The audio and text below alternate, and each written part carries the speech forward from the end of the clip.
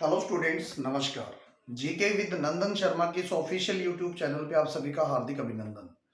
तो जैसा कि आप सभी जानते हैं कि लास्ट क्लास के अंदर हमने किया था महमूद गजनवी के बारे में, और इस सीरीज में आप कर रहे थे तुर्क इन्वेजन। और भारत पे आप सभी जानते हैं दो तुर्क इन्वेजन हुए। नंबर एक किया किसने? महमूद गजनवी ने।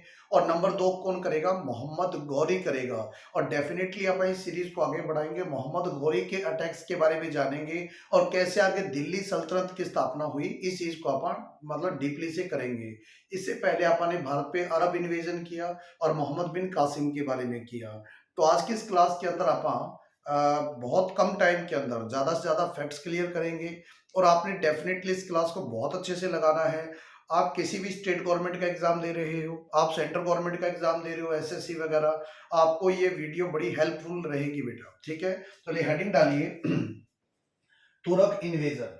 हेडिंग डालिए आप सारे, तुर्क इन्वेजन यानी हम कर रहे हैं बेटा भारत पर तुर्कों का आक्रमण। ठीक है, और पहला अपन किसको किया? महमूद गजनवी, जिसने भारत पर 17 अटैक किए। और उसका सबसे फेमस अटैक कौन था? वो था सोमनाथ के मंदिर का अटैक। सन 1000 से लेकर 1030 तक महमूद गजनवी का भारत पर टाइम पीरियड रहा, और 1030 के अंदर ही उसकी क्या हो गई? डेथ हो गई। और उसका मेन मकसद क्या था? भारत में आना, इस्लाम धर्म का प्रचार प्रसार करना और लूटपाट करना, यही मेन मकसद था। लेकिन आज की सीरीज में जो सेकंड भारत पर तुर्क इन्वेजन हुआ, वो अपन कर रहे हैं मोहम्मद गौरी के बारे में। ठीक है, ये नाम है मोहम्मद गौरी। ठीक है, सबसे पहली बात आपको मैं बता दूं, जो मोहम्मद गौरी था इसके बारे में आपने क्या करना है कि जो मोहम्मद गौरी था ना ये अफगानिस्तान से ही था। ठीक है, और आपने बताना अफगानिस्तान में ये 1173 के अंदर 1173 के अंदर गद्दी पर बैठा। ठीक है, सेट ऑन थ्रोन, यानी ये जो गद्दी पर बैठा 1773 में बैठा। और ये संशबानी तुर्क था बेटा। ठीक है, जिस वंश या जिस कबीले से बिलोंग करता था उस कबीले का नाम था शंसबानी। आपने बताना सर ये शंसबानी तुर्क था।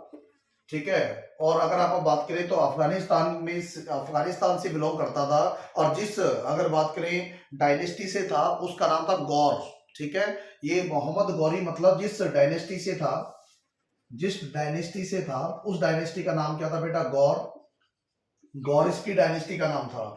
तो मोहम्मद गौरी जो है ये 1173 में अफगानिस्तान का शासक बनता है। अफगानिस्तान में गजनी गौर का शासक बनता है। और उसके बाद में इसको भी ये था, इसने सुना था कि इसके से पहले अफगानिस्तान के गजनी से ही एक शासक महमूद गजनवी ने भारत पर अटैक किया, बहुत सारा सोना वगैरह लूट के लाया। बस फिर क्या था, उसी के नक्शे कदम पर चलते हुए मोहम्मद गौरी के मन में भी ये लालसा थी कि भारत पर आए, लेकिन ये सिर्फ लूटपाट नहीं करना चाहता था, सिर्फ भारत में आकर ये इस्लाम का प्रचार नहीं करना चाहता था। ये तो भारत में इस मंशा के साथ आ रहा था कि मैं भारत में आऊं, लूटपाट भी करूं, उसके अलावा इस्लाम धर्म का प्रचार प्रसार भी करूं, और साथ में यहां पर मैं शासन भी करूं। ठीक है, तो सबसे पहले 1173 में गद्दी पर बैठता है और 1175 के अंदर अपना फर्स्ट अटैक करता है।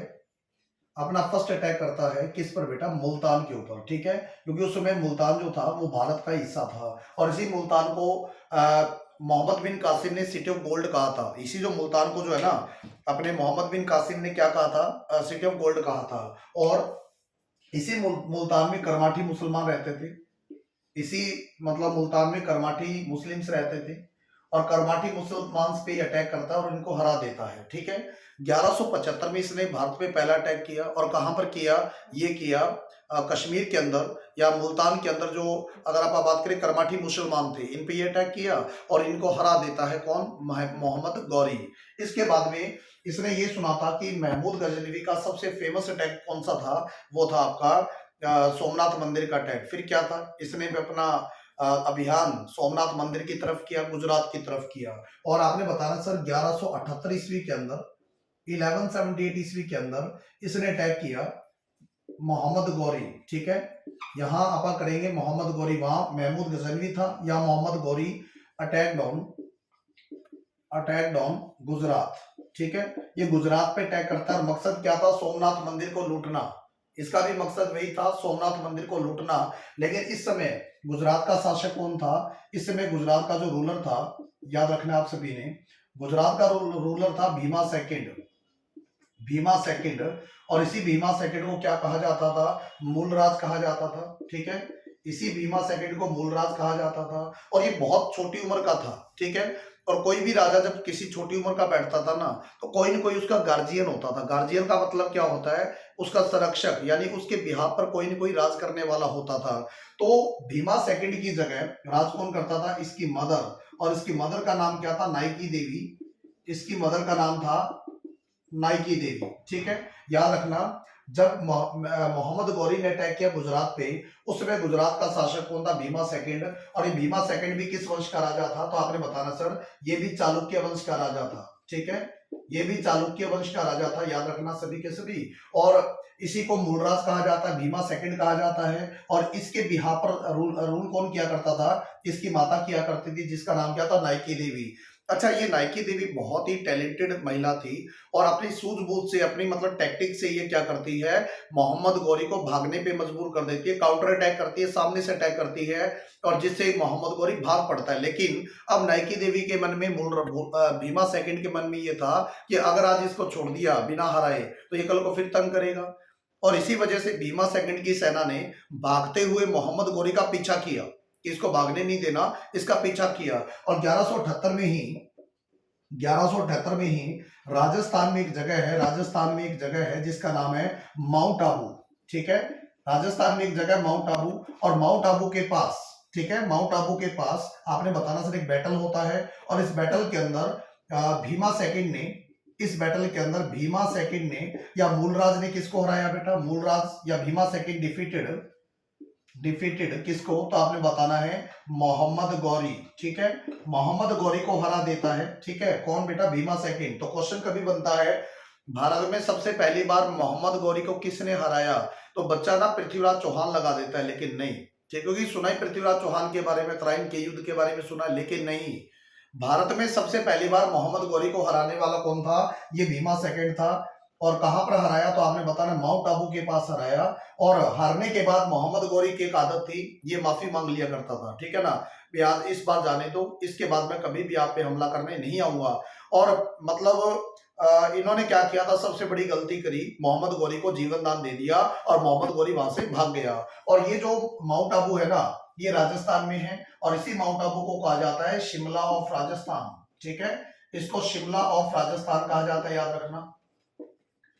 क्वेश्चन आएगा कि किस राजस्थान के शहर को शिमला ऑफ राजस्थान कहा जाता है? तो आपने बताना सर, ये कहा जाता है आपके माउंट आबू को। और माउंट आबू जिस पहाड़ पे बसा हुआ है, उस पहाड़ का नाम है गुरु शिखर। ठीक है, उस पहाड़ी चोटी का नाम है गुरु शिखर। और ये गुरु शिखर जो है ना, ये राजस्थान की सबसे ऊंची चोटी है। ये गुरु शिखर राजस्थान की सबसे ऊंची चोटी है, ये बात आप सभी ने दिमाग में रखनी है। ठीक है, और यही माउंट आबू के पास भीमा सेकंड ने किसको हराया? मोहम्मद गौरी को पहली बार हराया। और उसके बाद में अगर आप बात करें, इसी माउंट आबू पर एक मंदिर है जिसको दिलवाड़ा टेम्पल कहा जाता है। दिलवाड़ा टेम्पल्स कहा जाता है। ये 5 मंदिर से बेटा, दिलवाड़ा टेम्पल्स 5 मंदिरों का ग्रुप है। और दिलवाड़ा जो टेम्पल है किस धर्म को डेडिकेट है? तो आपने बताना सर, जैनिज्म को डेडिकेट है। ठीक है, दिलवाड़ा टेम्पल पूछे ना किसको डेडिकेट है, आपने बताना सर ये जैनिज्म को डेडिकेट है। और ये आपने बहुत बढ़िया से बताना है। तो यहां तक सभी को समझ आया कि ये जो मोहम्मद गौरी था, ये आपने बताना है कि 1175 में इसने भारत पे पहला अटैक किया। तो इसका टाइम पीरियड भारत में 1175 से लेकर 1206 ईस्वी तक रहा। इसका टाइम पीरियड भारत में 1175 से लेकर 1206 ईस्वी तक रहा। ठीक है ना, और ये संसबानी तुर्क था, और गद्दी पर बैठा 1173 के अंदर। डायनेस्टी का नाम था गौर। और 1175 में पहला अटैक किस पे किया? इसने क्या? कर्माठी मुसलमानों पे, मुल्तान में कर्माठी मुसलमान थे, उन पे अटैक किया और उनको हरा देता है। उसके बाद में गुजरात पे अटैक करता है, लेकिन गुजरात का जो शासक था वो था भीमा सेकंड।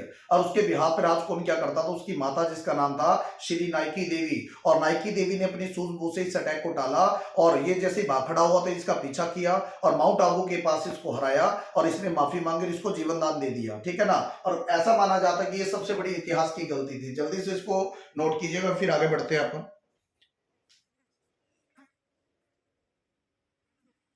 हाँ जी, तो सही मायने के अंदर ये सारी चीजें आपको कवर हो पा रही है। ठीक है ना, तो उसके बाद में नेक्स्ट पे आते हैं अपन। तो ये भीमा सेकंड ने हरा दिया। उसके बाद में क्या हुआ? ये वापस उत्तर भारत की तरफ गया, और 1179 के अंदर इसने सिंध इसने सिंध और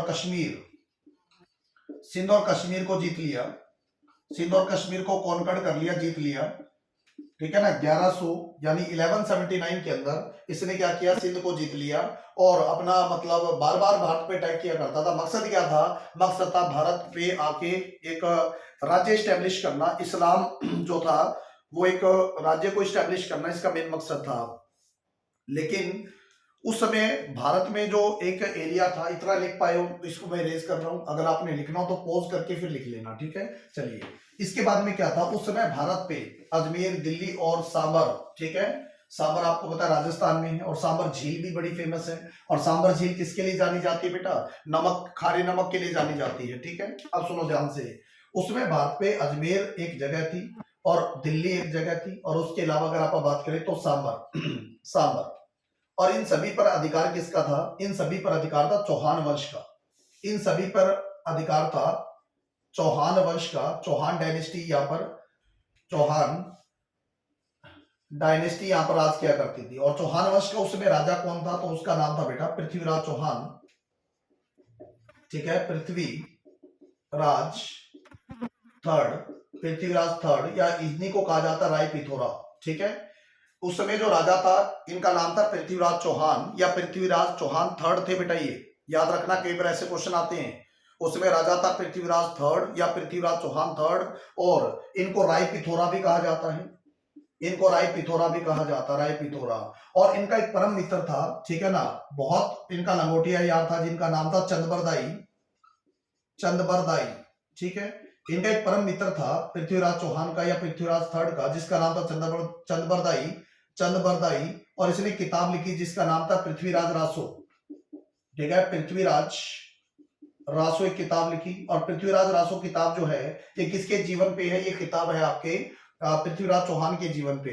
और इस किताब में तो ये बताया गया है कि मतलब मोहम्मद गौरी ने काफी बार अटैक किया पृथ्वीराज चौहान पे, और बार बार पृथ्वीराज चौहान से हार जाता था, और उसको एक ही काम आता था माफी मांगना, तो माफी मांग लेता था, और उसके बाद में क्या होता बेटा, उसके बाद में पृथ्वीराज चौहान उसको माफ कर देते, ठीक है। लेकिन इतिहासकार ऐसा मानते हैं कि इनके बीच में दो युद्ध हुए, तराइन का पहला युद्ध, तराइन का दूसरा युद्ध, और ऐसा माना जाता है। और इसमें भी पृथ्वीराज रासो में भी तराइन युद्ध का जिक्र किया गया है, और ऐसा कहा गया है कि सेकंड जो वॉर था तराइन का, इसके बाद में पृथ्वीराज चौहान को बंदी बना लिया जाता है, अफगानिस्तान लेके जाया जाता है, और अफगानिस्तान के अंदर ही जो था चंद्रबरदाई पीछे जाता है, और चंद्रबरदाई मतलब एक प्लान तैयार करता है कि कैसे करके मोहम्मद गौरी को मरवाया जाए। और मोहम्मद गौरी को ये कहता है कि हमारा पृथ्वीराज रासो एक शब्द वेदी बांध चला सकता है, ठीक है ना।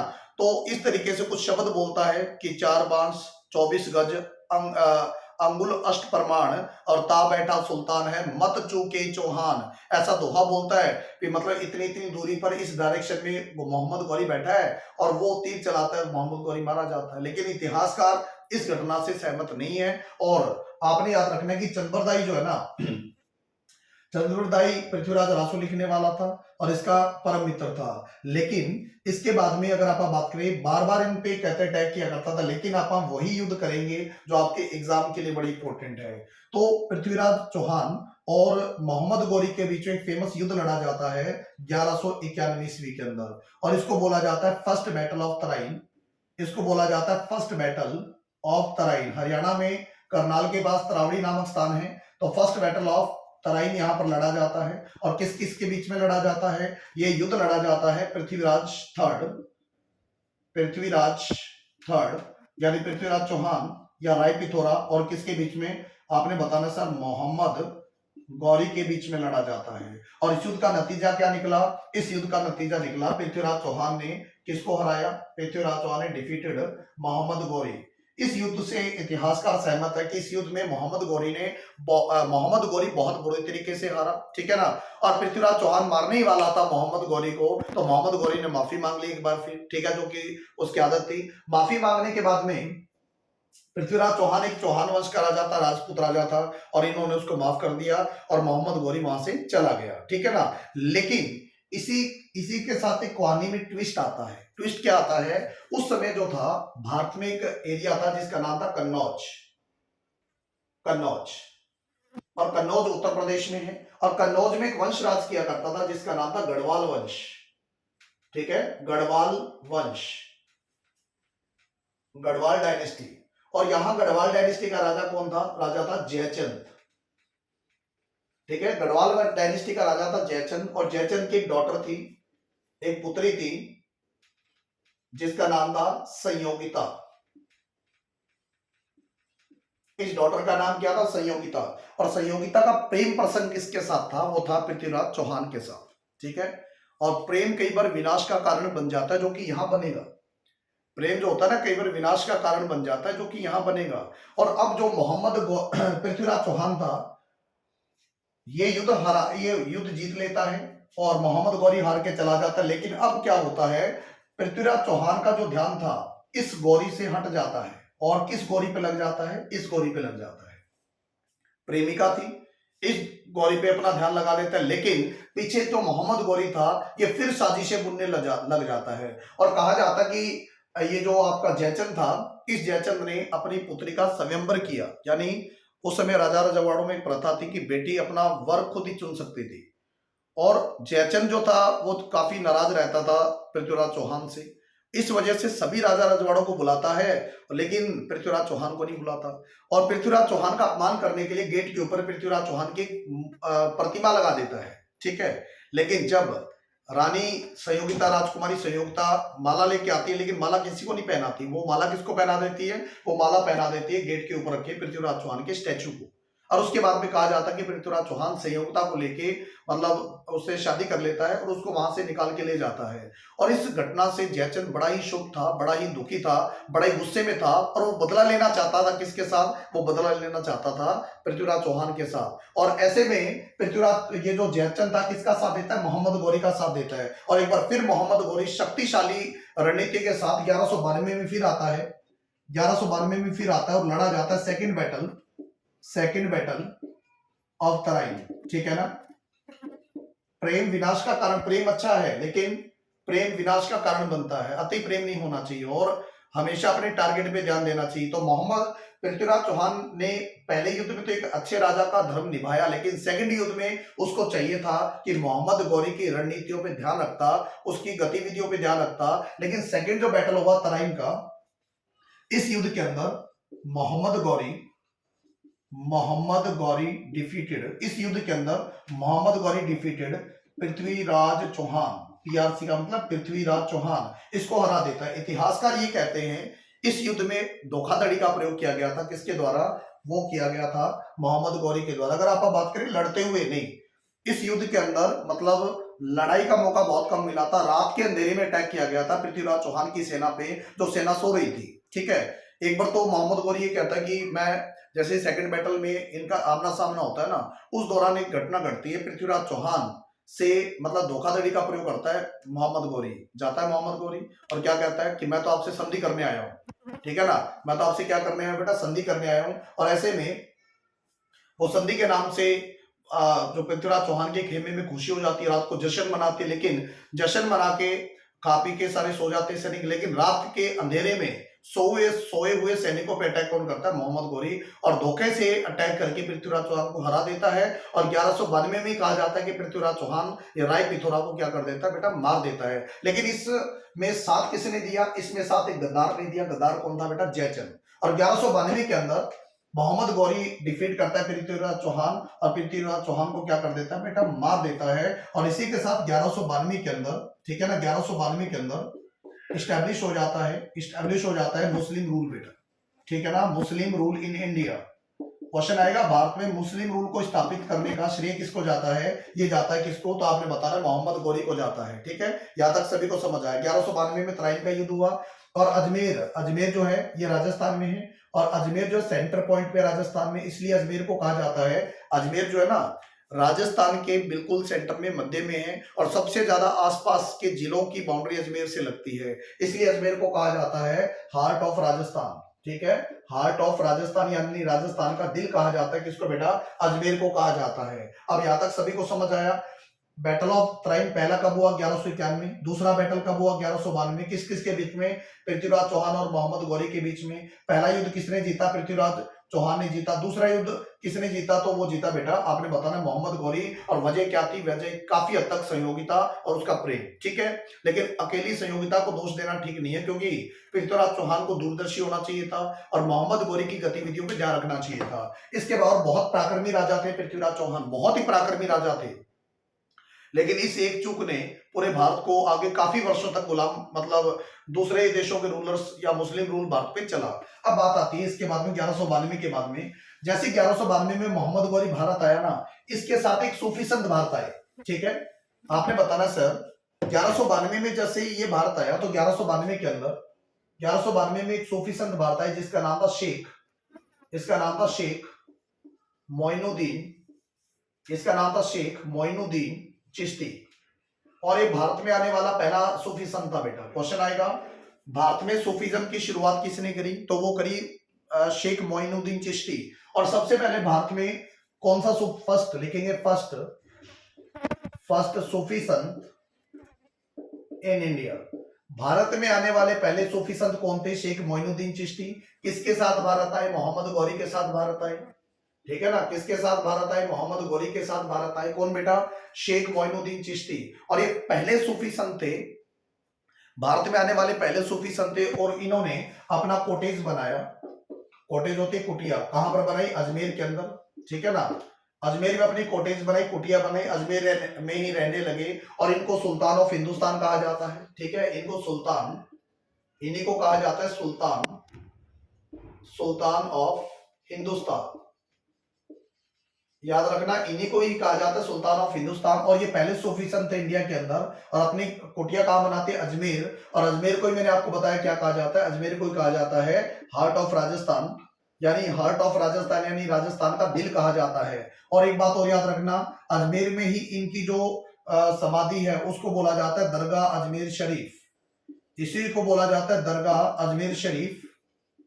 इन्हीं की कब्र को कहा जाता है दरगाह अजमेर शरीफ, जहां पे चादर चढ़ाई जाती है, जहां पे हर साल लाखों जो श्रद्धालुओं का मेला लगता है, ठीक है ना। ख्वाजा गरीब कह सकते हैं, दरगाह अजमेर शरीफ कह सकते हैं। और ये कहां पर है बेटा? अजमेर। अजमेर कहां पर है? राजस्थान। जैसे 1192 के अंदर मोहम्मद गौरी जीता, इसके बाद में और क्या घटना घटी? इसके बाद में मेरी बात ध्यान से सुनिएगा, ये अपने साथ 4 अपने वफादार गुलामों को लेके आया था। 4 वफादार गुलाम कौन कौन से थे? इसके 4 यानी 4 स्लेव्स थे। और एक कौन जो कि सेनापति भी थे। कौन कौन से 4 गुलाम थे? नंबर 1 पे था कुतुबुद्दीन, नंबर 1 पे था कुतुबुद्दीन। नंबर 2 पे कौन था? नंबर 2 पे था कुबाचा या यलदोज, लिखो यलदोज, यलदोज था। नंबर 3 पे लिखो कुबाचा, कुबाचा। और नंबर 4 पे कौन था? तो आपने बताना मोहम्मद बिन बख्तियार खिलजी, लिखेंगे मोहम्मद बिन बख्तियार खिलजी, मोहम्मद बिन बख्तियार खिलजी। ये 4 अपने वफादारों को अपने साथ लेके आया जब मोहम्मद गौरी भारत आया 1192 में। और इन्हीं के युद्ध क्षमता से इन्होंने युद्ध जीते। लेकिन अब पृथ्वीराज चौहान को तो रास्ते से हटा दिया और भारत में जो मतलब अपना मुस्लिम फाउंडेशन रख ली 1192 के अंदर। क्वेश्चन बनेगा भारत में मुस्लिम साम्राज्य की नींव किसने रखी? आपने मोहम्मद गौरी बताने। लेकिन मोहम्मद गौरी का साथ किसने दिया था? जयचंद। लेकिन अब मोहम्मद गौरी का जो जयचंद से मतलब निकलना था वो तो निकल लिया। अब मोहम्मद गौरी ने चाहा कि जयचंद को भी रास्ते से हटा दिया जाए, क्योंकि जो अपने खुद के लोगों का ही नहीं हुआ वो अपना क्या होगा, ठीक है ना। इसीलिए 1194 के अंदर एक युद्ध लड़ा जाता है कन्नौज के राजा जयचंद के साथ, गढ़वाल डायनेस्टी के राजा जयचंद के साथ। और उस बैटल 1194 में लड़ा गया। युद्ध का नाम क्या है? युद्ध का नाम है बैटल ऑफ चंदावर, ठीक है, बैटल ऑफ चंदावर। और इस युद्ध के अंदर अगर बात करें कौन कौन लड़ा इस युद्ध को, एक साइड तो लड़ा मोहम्मद गौरी, ठीक है, एक साइड तो लड़ा मोहम्मद गौरी। और दूसरी साइड कौन लड़ा बेटा? दूसरी साइड लड़ा, आपने बताना है, जयचंद। लेकिन इस युद्ध के अंदर कुतुबुद्दीन ऐबक ने अदम्य साहस और बड़ा ही युद्ध कौशल दिखाया, ठीक है। और उसकी बदौलत मोहम्मद गौरी ने किसको हरा दिया? मोहम्मद गौरी डिफीटेड। इस युद्ध में मोहम्मद गौरी डिफीट कर देता है किसको? जयचंद को। और क्या करते हैं? इसका मार देता है बेटा, रास्ते से हटा देता है। इसको मार देता है, इसको रास्ते से हटा देता है। इस बात से मोहम्मद गौरी बड़ा खुश होता है और खुश होकर क्या करता है? सबसे पहले इस कुतुबुद्दीन को एक टाइटल देता है। इसको एक टाइटल देता है और उस टाइटल का नाम क्या है? एबक। उस टाइटल का नाम है एबक। एबक का मतलब होता है गॉड ऑफ मून। एबक का जो मीनिंग होता है ना वो होता है गॉड ऑफ मून बेटा, चंद्रमा का देवता। इसको गॉड ऑफ मून कहता है बेटा। कुतुबुद्दीन जो था ना इसका सबसे प्यारा सेनापति, मतलब कह सकते हैं सेनापति, तो इस युद्ध के बाद इसको बनाया जाता है और इसको एक टाइटल दिया जाता है एबक। एबक का मतलब क्या होता है? God of moon. और इसका सन इन लॉ भी था, दामाद, इसका दामाद भी था और इसका स्लेव भी था, इसका गुलाम भी था। और मेड हिम, इसको एक तो टाइटल देता है, दूसरा मेड हिम हिज कमांडर। ठीक है, मेड हिम हिज कमांडर। इसको क्या कर लेता है? अपना कमांडर यानी सेनापति, इसको अपना सेनापति बना लेता है। किसको बेटा? कुतुबुद्दीन ऐबक को। यहां तक सभी को समझ आया? ठीक है, आपको कोई भी पॉइंट ना क्लियर हो आप मेरे से कांटेक्ट कीजिएगा, मैं आपको समझा दूंगा बढ़िया से। सही मायने के अंदर चीजें बहुत आसान है, लेकिन आप इसको क्रमवार पढ़िएगा और जब तक आप खुद मेहनत नहीं करोगे कोई भी पेपर आपके लिए आसान नहीं है। ठीक है, और अगर मेहनत खुद करोगे तो कोई पेपर आपके लिए मुश्किल नहीं है। अब मेरी बात सुनिए ध्यान से। तो 1194 में बैटल ऑफ चंदावर हुआ। इस बैटल ऑफ चंदावर के बाद, या ध्यान से सुनिएगा बात, बैटल ऑफ चंदावर के बाद 1194 के अंदर ही कुतुबुद्दीन ऐबक ने क्या किया? 2 मस्जिदें बनवाई भारत में। ठीक है ना, कुतुबुद्दीन ऐबक ने भारत में 2 मस्जिदें बनवाई। 4 गुलाम थे, कुतुबुद्दीन, यलदौज, कुबाचा और मोहम्मद बिन बख्तियार खिलजी। अब इसको आप एक बार इरेज कर रहे हैं और आगे देख रहे हैं। 1194 के अंदर सबसे पहली बात, 1194 के अंदर सबसे पहली बात लिखेंगे कुतुबुद्दीन ऐबक ने भारत में बिल्डा मॉस्क, भारत में एक मस्जिद बनवाता है जिसका नाम है कुव्वत उल इस्लाम। और ये मस्जिद कहां पर है बेटा? ये मस्जिद है दिल्ली के अंदर। ठीक है, कुव्वत उल इस्लाम जो मस्जिद थी ये दिल्ली के अंदर इसने बनवाई। और विदेशी यानी जो मुसलमान थे या विदेशी जो आक्रमणकारी थे उनके द्वारा बनाई गई भारत में पहली मस्जिद थी बेटा।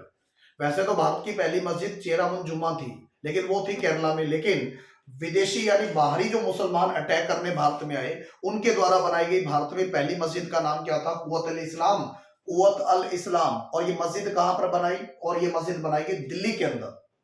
नंबर 2, कुतुबुद्दीन ऐबक मिलने जाता है किसे? ये मिलने जाता है शेख मोइनुद्दीन चिश्ती, जो कि अजमेर के अंदर अपनी कुटिया बनाकर सूफी संत बैठ गए थे। भारत में पहला सूफी संत कौन था? भारत में पहले सूफी संत थे शेख मोइनुद्दीन चिश्ती, और इन्होंने ही भारत में सूफीज्म की शुरुआत करी। और याद रखना, जैसे ही कुतुबुद्दीन ऐबक ये जाता है अजमेर, तो अजमेर में ऐसी इतिहासकार ये कहते हैं कि अजमेर में एक संस्कृत का स्कूल था, संस्कृत का एक बहुत बड़ा एक ऑर्गेनाइजेशन था, इंस्टीट्यूट था। उसको देख के क्या करता है? उसको तोड़वा देता है और उसको 2.5 डेज के अंदर कन्वर्ट किस में करवा देता है? वो कन्वर्ट करवा देता है मस्जिद के अंदर। उसी वजह से उस बिल्डिंग को, उस मस्जिद को कहा जाता है 2.5 दिन का झोपड़ा। 2.5 दिन का झोपड़ा कहा जाता है। याद रखना, 2.5 दिन का झोपड़ा है कहां पर? एक मस्जिद है, और ये मस्जिद है कहां पर बेटा? अजमेर के अंदर है। 2.5 दिन का झोपड़ा जो मस्जिद है ये अजमेर के अंदर है। और इसको किसने, पहले यहाँ पर संस्कृत का स्कूल था और इसको तोड़कर कन्वर्ट किसने करवाया? कुतुबुद्दीन ऐबक ने। कितने टाइम के अंदर? 2.5 डेज के अंदर। 2.5 डेज को क्या कहा जाता है? 2.5 दिन कहा जाता है। तो 2.5 दिन का झोपड़ा अजमेर में एक मस्जिद है, किसने बनवाई? कुतुबुद्दीन ऐबक ने। और इसने क्या बनवाया बेटा? एक मॉस्क बनवाई जिसका नाम है कुव्वत उल इस्लाम। उसके अलावा मोहम्मद गौरी ने मतलब कुछ सिक्के जो चलवाए, गढ़वाल डायनेस्टी के कुछ सिक्के थे, गढ़वाल डायनेस्टी के, और वो सिक्के थे सोने के, उनमें माता लक्ष्मी का फोटो था। और ये जो अकबर था, उसके अलावा मोहम्मद गौरी था, ये चाहते थे कि मतलब अगर भारत में राज करना है तो कुछ लोगों के साथ मतलब मिलवर्तन रख के चलना पड़ेगा। तो इसने एक सिक्का लॉन्च किया जिसपे देवी लक्ष्मी का फोटो था और एक साइड इसका खुद का नाम था मोहम्मद गौरी का। तो लिखेंगे गौरी ने लॉन्च किया एक सिक्का, मतलब सिक्का तो ऑलरेडी था लेकिन उसको सर्कुलेशन में लेके आया। गढ़वाल डायनेस्टी का राजा जो था ना जयचंद, उसके सिक्के थे लेकिन उसको सर्कुलेशन में लेके आया Mohammad Ghori. Launch gold coins, ये गोल्ड कॉइन्स थे बेटा, gold coins with photo of goddess, goddess होता है मतलब जैसे देवियां होती है ना, अपने देवी देवता होते हैं, तो गॉडेस कहा जाता है देवी को, ठीक है। गॉडेस लक्ष्मी, गॉडेस लक्ष्मी, अब क्वेश्चन कई बार आता है गॉडेस लक्ष्मी की फोटो से जो सिक्के लॉन्च किए थे गोल्ड के, वो किसने किए थे? मोहम्मद गौरी ने किए, ठीक है। और इसके बाद ये गौरी कहाँ चला जाता है? वापस एक बार अफगानिस्तान चला जाता है। मोहम्मद गौरी ऐसा माना जाता है कि अफगानिस्तान चला जाता है, भारत का राज किसको सौंप कर चला जाता है? ये चला जाता है कुतुबुद्दीन ऐबक को सौंप कर। और बंगाल और बिहार में अटैक करने का जिम्मा किसको दिया जाता है? बख्तियार खिलजी को दिया जाता है, ठीक है। अब लिखेंगे बख्तियार खिलजी, बख्तियार खिलजी, इसने, बख्तियार जो खिलजी था, मोहम्मद बिन बख्तियार खिलजी, इसने किसको जीता? इसने जीता बिहार और बंगाल, इसने जीता बिहार और बंगाल को। लेकिन सबसे बड़ा दर्द ये भारत को देके गया। जब बिहार और बंगाल को जीता ना, तो भारत को एक बहुत बड़ा दर्द देके गया, जो आज भी उस दर्द को याद किया जाता है। इसने, भारत में 2 एजुकेशनल इंस्टीट्यूट थे, 2 ऐसी यूनिवर्सिटीज थी जो बहुत बड़ी थी, जहां पर वर्ल्ड से बड़े बड़े मतलब रिसर्चर या मतलब स्कॉलर आके पढ़ा करते थे, रिसर्च किया करते थे। उस यूनिवर्सिटीज को आग लगा दी। और ऐसी कहावत है कि जैसे ये बिहार में था तो बीमार पड़ जाता है, ऐसी कहावत है कि ये बिहार में था तो बीमार पड़ जाता है। और उस दौरान क्या होता है, बड़े बड़े वैद्य को बुलाया जाता है लेकिन ठीक नहीं हो पाता, काबुल, कंधार, है ना, अलग अलग जगह से बुलाया जाता है वैद्य को, है ना, लेकिन ठीक नहीं होता। तो किसी ने कहा कि नालंदा यूनिवर्सिटी में आचार्य राहुल भद्र है, आप उनको बुलाइए।